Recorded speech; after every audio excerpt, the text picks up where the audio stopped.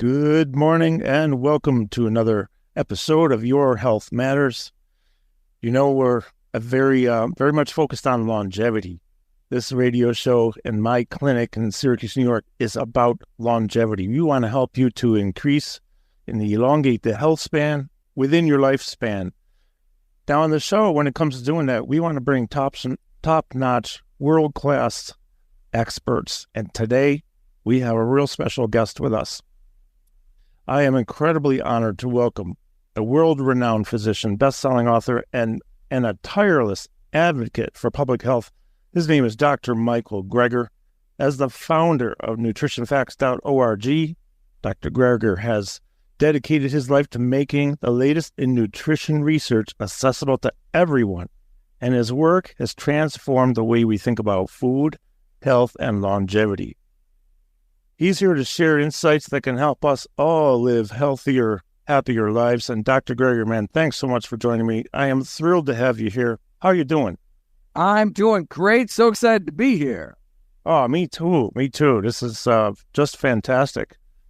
I want to start first by saying I discovered you years ago when How Not to Die came out. The title was a friend of mine, well, I was a drummer in a former life for a living. Okay, so my drummer friend says, you gotta get this guy on your podcast. This is a long time ago. So, oh man. So okay, so I get the book. I think, holy crap. Then I get How Not to Diet, How to Survive a Pandemic, How Not to Age. And I have to tell you, I went in and you shattered a lot of my preconceived beliefs, which is something I'm really grateful for, because I don't like getting stuck in a rut thinking I know something and then when you find out you burst that bubble and everything falls apart because what you thought is real ain't real. So one of them, Doc, is this whole thing about genetics, the role of genetics versus lifestyle. And I think these words might come from you, where your body's the gun and your lifestyle is the trigger. Does that make sense? Our lifestyle, we choose those. So that identical twin study, well, there's been quite a few. Amazing. Right. I was wondering if you can share with us a little bit about the role of genetics. Yeah, based on studies of identical twins, only about 25% of the difference in lifespan between people is due to genetics. So for what we can do over the majority of which we may have some control, we can look, for example, to the blue zones, these areas of exceptional longevity around the world, where more than 150 dietary surveys suggest that we should center our diets around whole plant foods. So minimizing processed foods, meat, dairy, sugar, eggs, salt, while maximizing fruits, vegetables, whole grains, legumes like beans, split peas, chickpeas, and lentils, nuts and seeds, mushrooms, herbs and spices, basically real food that grows out of the ground. These are our healthiest choices. Sure. Absolutely. Yeah, that makes sense. Now I have a question for you. We're going to have people asking, can we eat meat? And if we do, what should we be eating? Or should we stay away altogether in order to live our longest, healthiest life? We should try to eat primarily plants, but not necessarily exclusively plants. A plant-based diet is really more about just maximizing the intake of the healthiest foods. You know, as a physician, labels like, vegetarian or vegan, that just tells me what you don't eat. Do you actually eat vegetables? And look, it doesn't matter what you eat on your birthday or holidays, special occasions, but on a day-to-day basis, we really should try to, center our diet around the, natural foods from fields, not factories, these unprocessed plant foods. Sure, that makes sense. Yeah, your books, they emphasize the role of whole food, plant-based diet, slowing age. How about any specific foods that you'd like to recommend to have the most significant impact on delaying, this is something I'm really interested in personally, delaying cellular aging? Yeah, well, in terms of anti-aging foods, according to the Global Burden of Disease Study, which is the largest systemic analysis of risk factors in history, the top 5 things to do to net the largest lifespan gains would be, in order of importance, first of all, eat more legumes. It's the most important thing we can do. Then eat more whole grains, then more fruit. So that, 3 out of our top 5 things we can do are things we're not getting enough of. But then number 4 is eat less meat in terms of lifespan. Eating a burger appears to cut one's life as short as smoking 2 cigarettes. So, if it wouldn't even occur to us to light up before and after lunch, maybe we should, choose the bean burrito instead. And then number 5, finally, cutting down on sugary beverages like soda. Those are the top 5 things we can do to live longer, more legumes, so like more beans, more whole grains, more nuts, and then less meat and less soda. Oh, absolutely. I mean, the standard American diet, which is SAD, right? The acronym. I think that's killing more people per year than smoking, if my numbers are right. I got that stat from somewhere. Is that accurate? That is absolutely accurate. And it's that same global burden of disease study. The number 1 risk factor for death in these United States is the American diet, bumping tobacco smoking to number 2. Cigarettes not only kill about 500,000 Americans every year, whereas our diet kills many more. Oh, man. Well, I'll tell you, we've talked with quite a few people on this show, authors, experts, and we know the current state here in America is terrible. In fact, I was just talking with a client. One of our patients came back from Europe after 3 weeks there. Their gut felt fine over there. They got back here. They started feeling bad, right? Within hours of grabbing something at the airport that they thought was good. And sadly, it seems that we're getting sicker. Well, we certainly are as a country. Our lifespan is slipping. We come in about number 40 in terms of life expectancy in the United States, despite being the richest country on earth and spending more by far on healthcare than anybody else.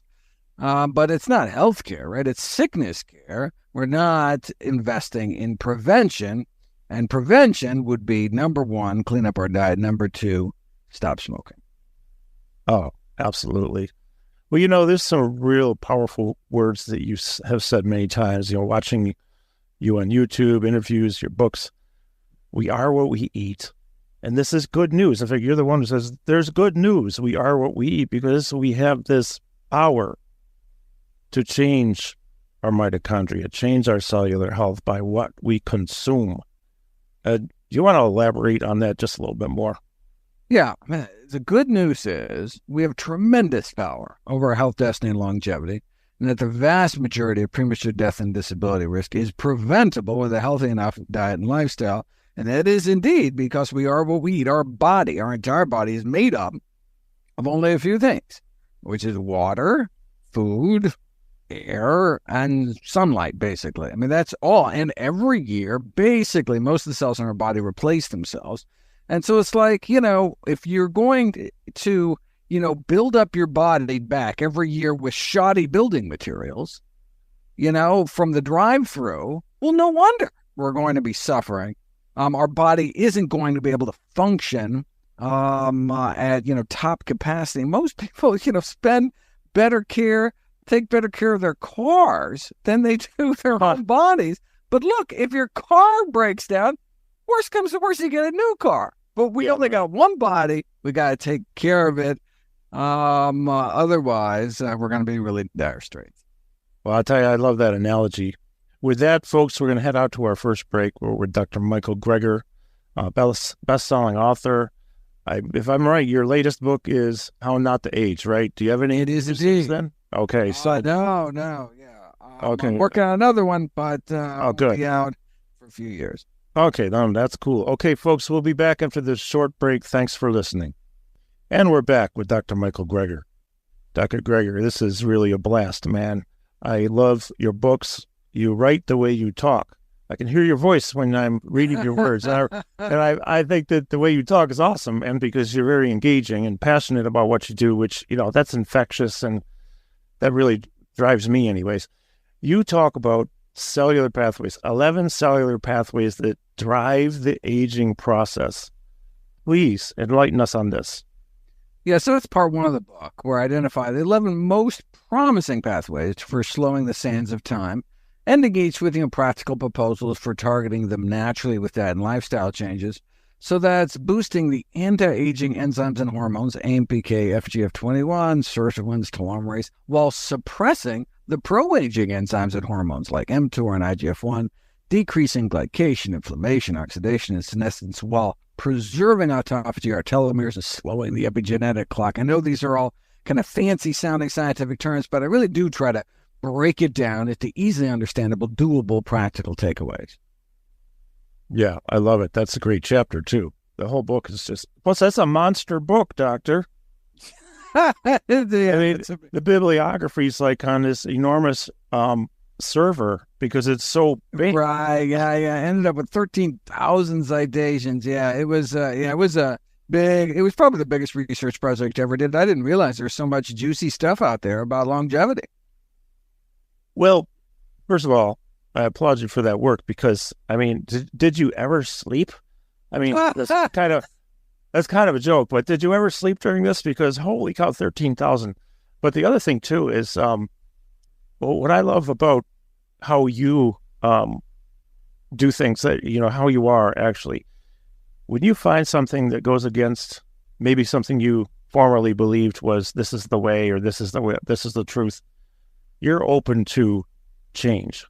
And if I think you might have said this somewhere, if we find out this year 100% for sure that broccoli is not good for us, then we'll know it's not. But things as ridiculous as that. But I love that about you, and you're passing that along to us. Would you say that's important for all of us to maybe not get stuck? Because I got stuck.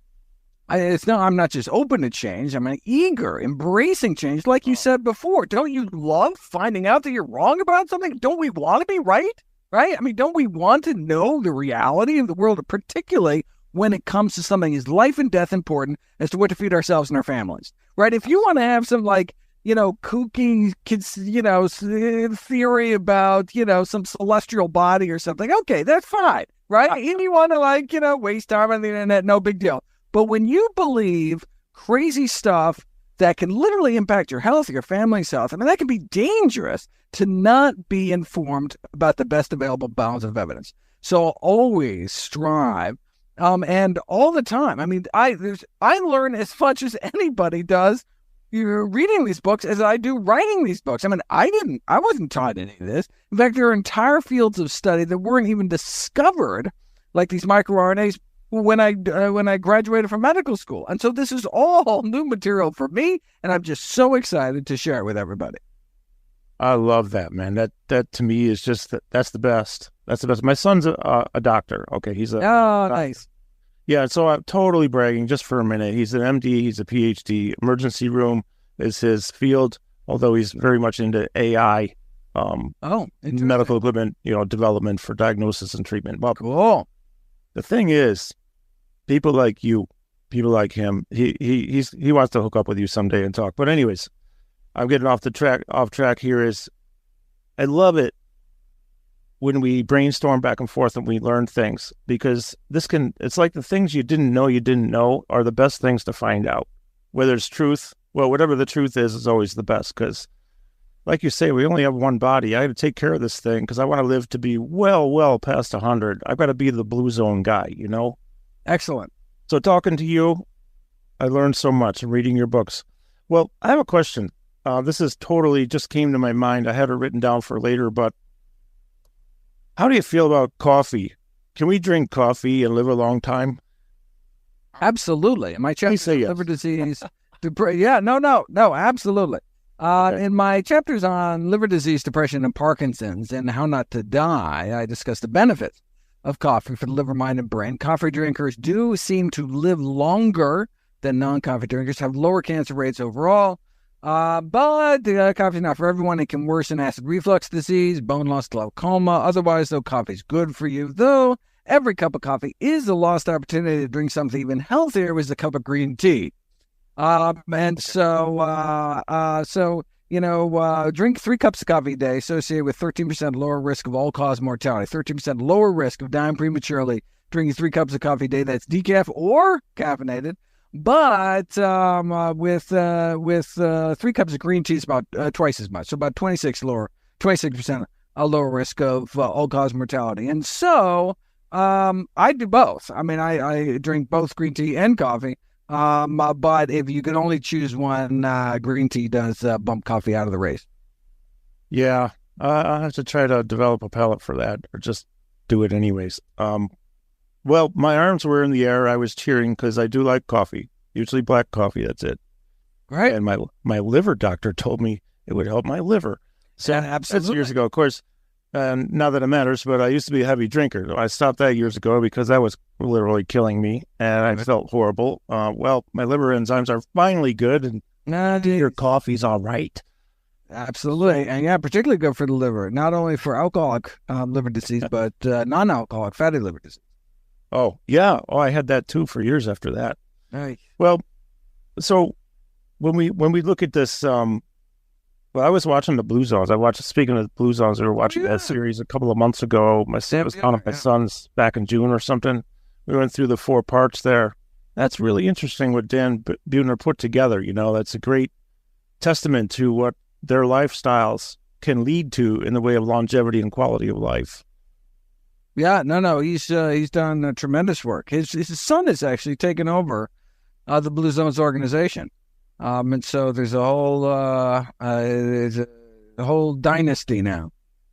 Oh, that's great.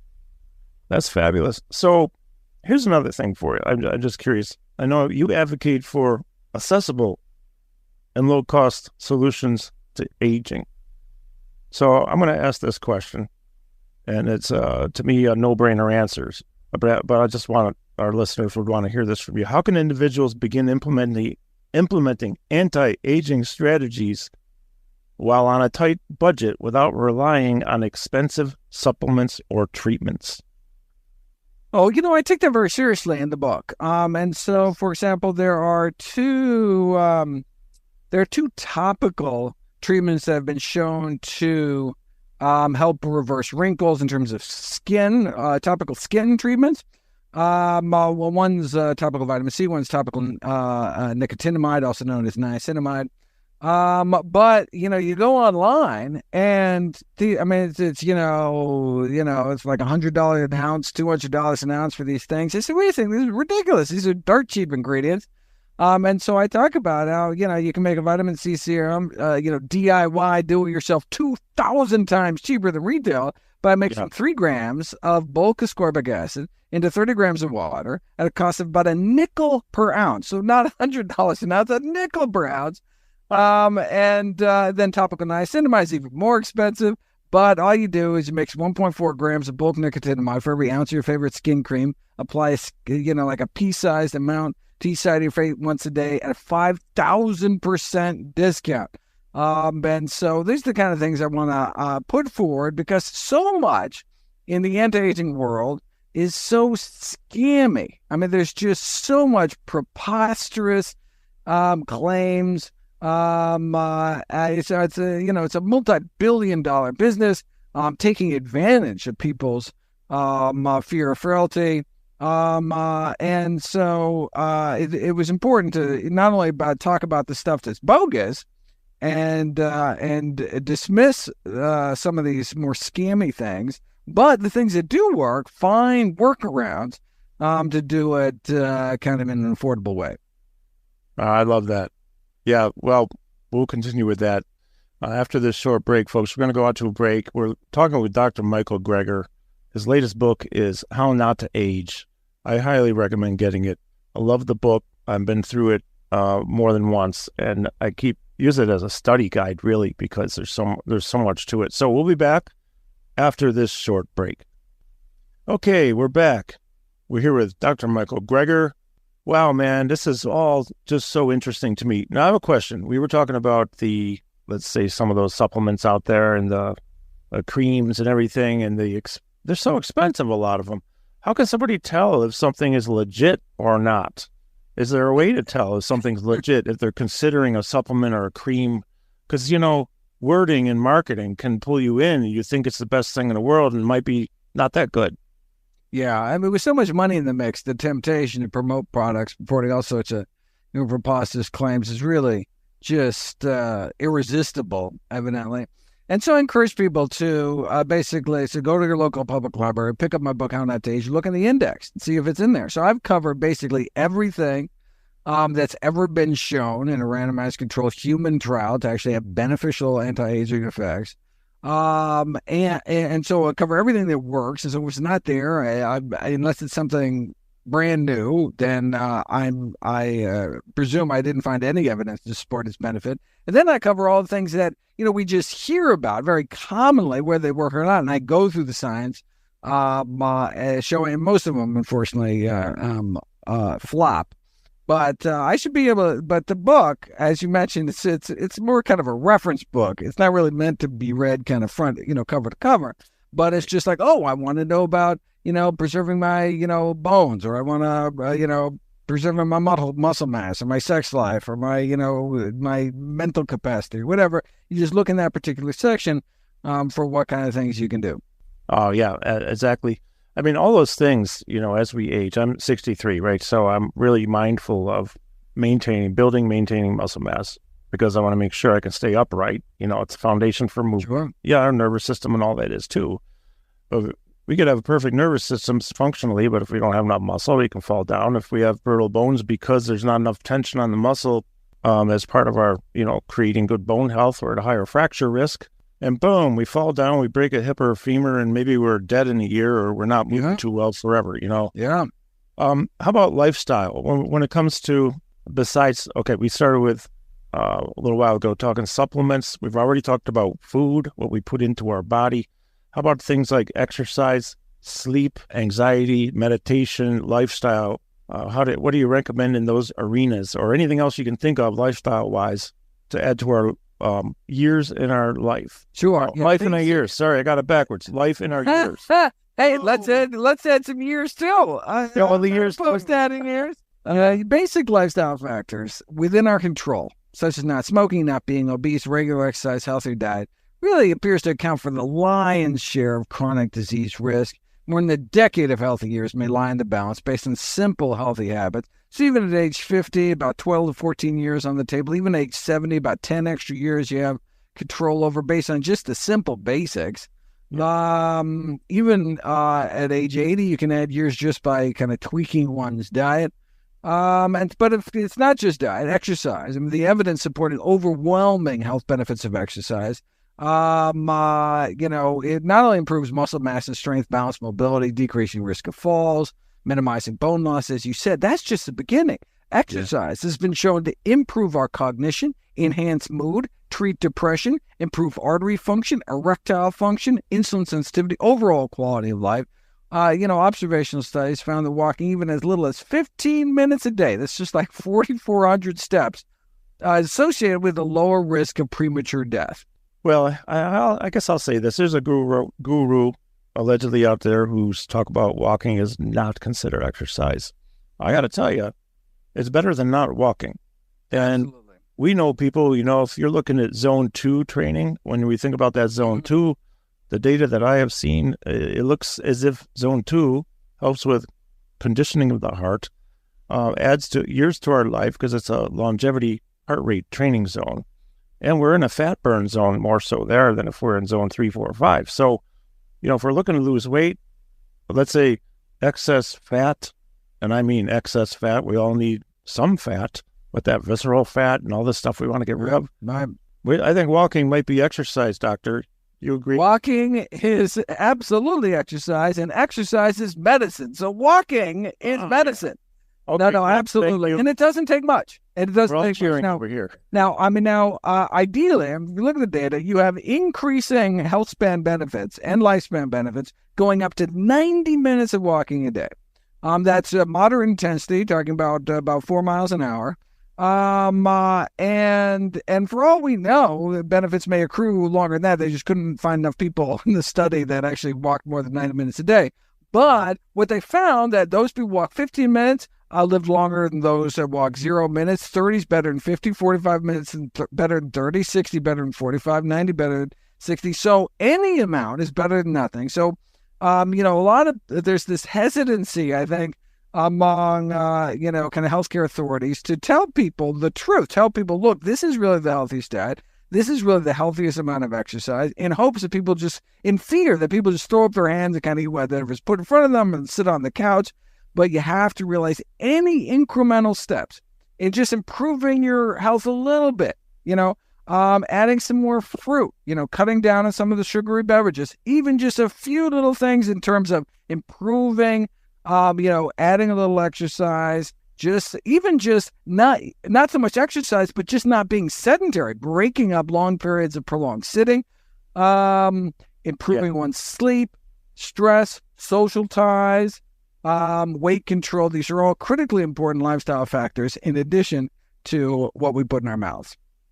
Yeah, I'm glad you said that about social connections too, because that's one of those things. What we have here is a longevity clinic, I would call it, where we're working on restoring and building memory, cognition, and movement. A lot of people with dementia, Alzheimer's, and Parkinson's, MS, ataxia, whatever, they're coming in. So we take a different approach. We're like the weirdos in town, but, what we do helps a lot. But bottom line is a lot of these people who come in it just happens to be women who are widows, and their social connections are down. Right. And if they are dealing with some kind of movement disorder or diagnosis, sometimes they tend to stay away from other people in fear of embarrassment, of spilling something on them or tripping and falling. And man, social is not everything, but it's a lot. Yeah, social isolation and loneliness have been associated with higher mortality rates. For example, marriage carries a significant survival benefit. But the good news is that these detrimental effects of social disconnection, bereavement, may be mediated by refraining from substance abuse, alcohol, tobacco. That appears to be, it's not that the social isolation alone leads to bad health outcomes, but when we're lonely or when we're stressed, we tend to eat more, we eat worse foods, high in fat, sugar, calories, increase the substance abuse, alcohol, tobacco, illicit drugs. And so a healthier diet may be able to trump stress and loneliness for cardiovascular overall mortality. So as long as we're able to maintain our lifestyle, it's not this direct connection, it's more this indirect connection. So maintaining the healthy lifestyle, even if we're stressed, sleep deprived, socially disconnected, can maintain those health benefits. Man, I'm glad you said that. Thank you. That's wise words of wisdom there, Doctor. And I'm so glad that walking is considered exercise, because I wrote a book about it. It's a little one. It's a million seller. I have 1 million of them in my cellar. Oh. How do you like that one?